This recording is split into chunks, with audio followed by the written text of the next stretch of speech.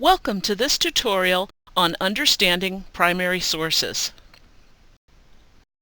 Primary sources are the materials historians use to reconstruct the past. Photographs and diaries are among the most recognizable types. But what's the difference between primary sources and secondary sources? Primary sources give first-hand evidence of an event, a person's life, or a historical period. Secondary sources give someone's interpretation of what the first-hand evidence means. Textbooks, scholarly articles, and film documentaries are all secondary sources. Secondary sources are likely to have primary sources embedded in them, like the photo and editorial cartoon shown in this textbook. But the overall product has been shaped to tell a story or to support an argument. What if a source is online? Actually, that doesn't matter. The intellectual content of a piece is more important than the physical format. An 18th century diary is a primary source, whether you read the original volume or a digital copy online. In either case, the diary itself is first-hand evidence. An article by a historian is a secondary source, whether you read it online or in print. In either case, the author is presenting an interpretation or conclusions about a research question based on his or her reading of the primary source evidence. So, what kinds of primary sources do historians use? You can probably name some yourself. For example, diaries and journals,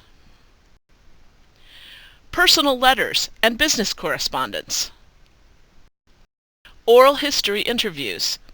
These can be audio, video, or transcripts. Photographs. Like they say, a picture is worth 1,000 words. There are other kinds of primary source material too. For example, architectural blueprints. If a building has been remodeled since it was first built, the blueprints are evidence of the architect's original plan. Literary manuscripts are the early drafts of novels, poetry, or short stories. Researchers study these to understand how a writer's work developed. Manuscripts can also be handwritten compilations of information. This manuscript cookbook is evidence of the food culture in a specific time and place. What ingredients were available to the woman who wrote this? Ephemera is a general term covering many types of printed material which were intended for short-term use. Greeting cards, ticket stubs, matchbooks, menus, theater programs, and train schedules are just a few kinds of ephemera. At MSU, our ephemera collections include Latino movie posters, tourist maps, and advertising flyers for food and grocery products. Artifacts are objects that people made or used. Museums and historical societies, and sometimes libraries, collect artifacts. These pin-back buttons are from MSU's collection. The library collections are full of both primary and secondary resources.